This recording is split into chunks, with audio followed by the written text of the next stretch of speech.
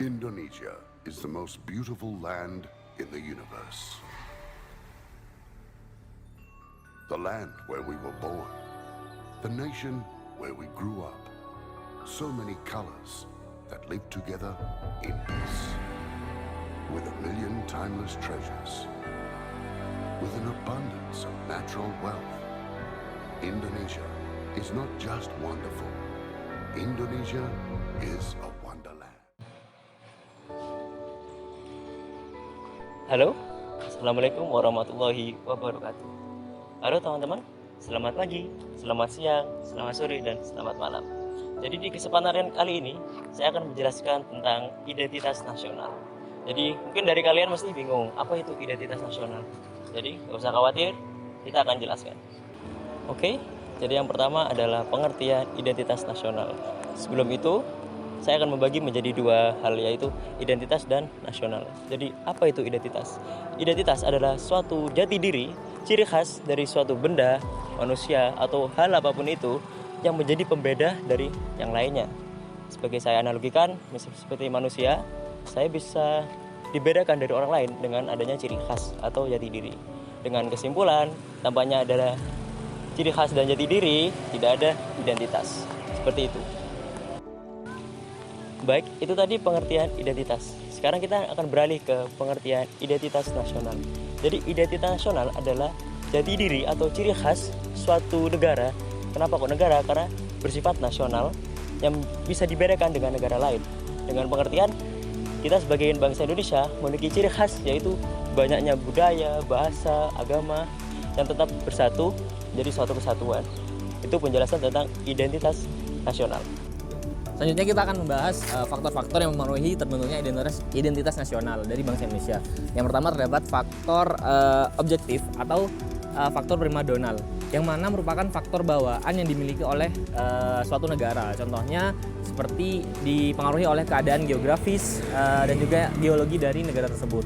Seperti yang kita tahu, Indonesia merupakan daerah dengan beriklim tropis dan juga merupakan jalur perdagangan lintas di Asia yang menggunakan jalur laut. Hal ini menjadi pengaruh bagi keadaan masyarakat Indonesia sendiri, sehingga menjadi identitas bagi bangsa itu sendiri. Lalu yang kedua ada faktor kondisional, yang mana ini merupakan keadaan yang mempengaruhi terbentuknya identitas nasional bangsa Indonesia. Seperti contohnya sosial budaya, politik, dan juga faktor sejarah.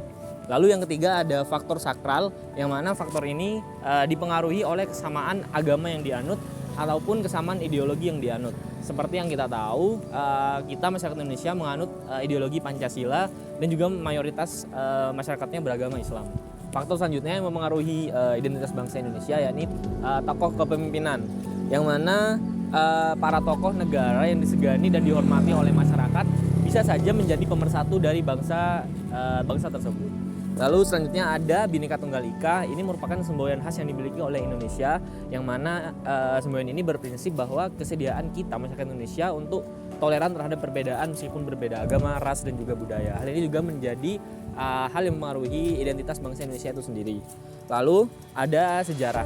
Adanya rasa senasib dan sepenanggungan atas pengalaman masa lalu, seperti halnya dijajah oleh suatu bangsa, menjadi pemersatu bangsa itu sendiri.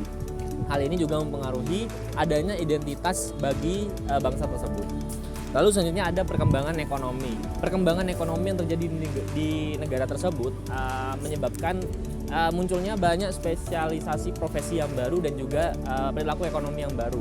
Hal ini juga mempengaruhi identitas suatu masyarakat di suatu bangsa tersebut dalam hal ekonomi. Lalu selanjutnya ada kelembagaan.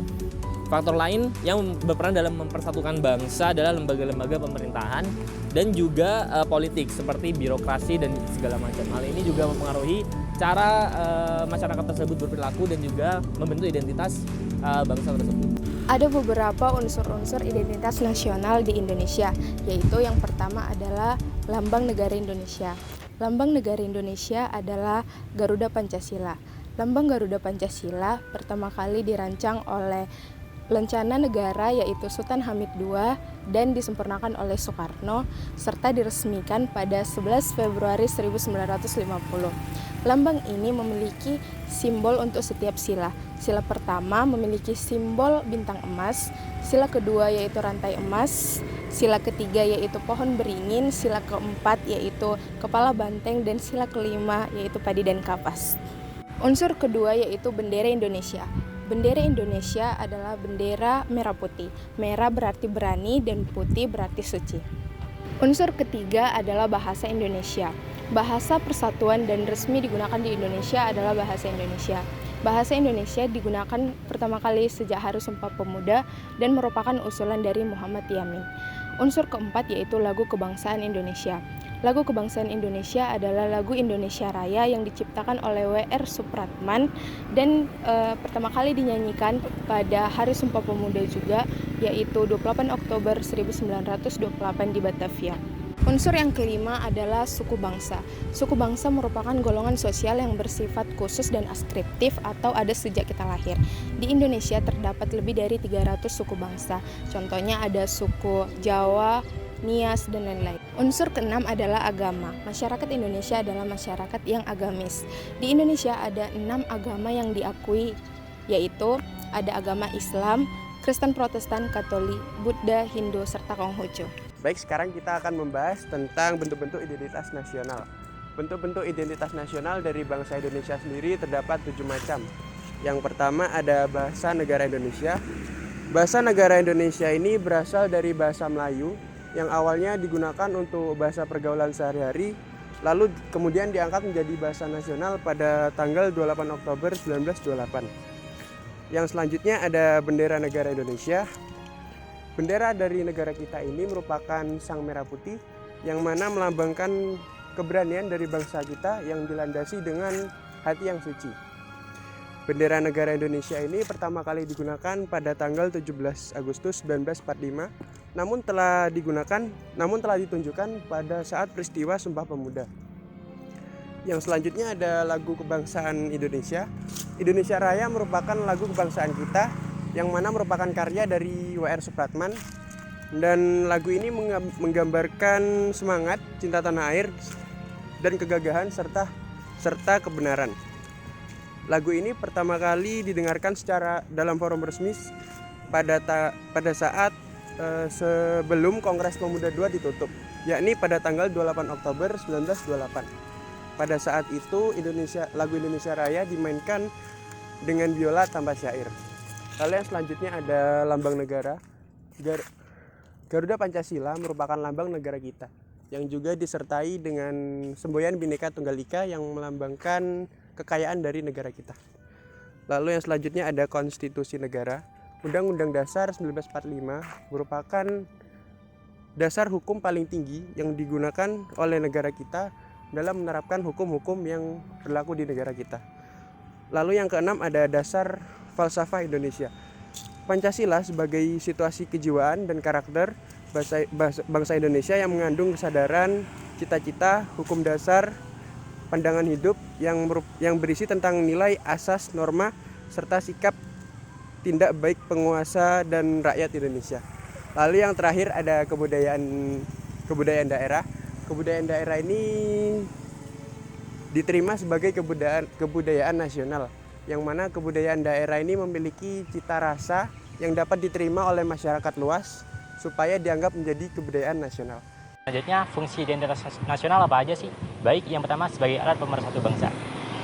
Identitas nasional memiliki tujuan utama sebagai alat pemersatu bangsa di bawah payung persatuan. Identitas nasional juga dapat dijadikan sebagai merek untuk memperkenalkan bangsa Indonesia kepada bangsa yang lainnya. Yang kedua, sebagai pembeda dengan bangsa yang lainnya. Identitas nasional merupakan ciri khas suatu bangsa. Identitas nasional juga dapat membedakan suatu bangsa dengan bangsa yang lainnya.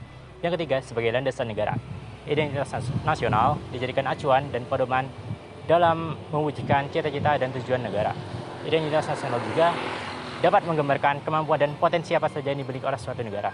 Yang keempat, sebagai perlindungan dari dampak globalisasi. Globalisasi merupakan suatu proses integrasi internasional. Globalisasi membawa dampak baik dan buruk. Untuk memfilter pengaruh dampak globalisasi tersebut, maka diperlukan adanya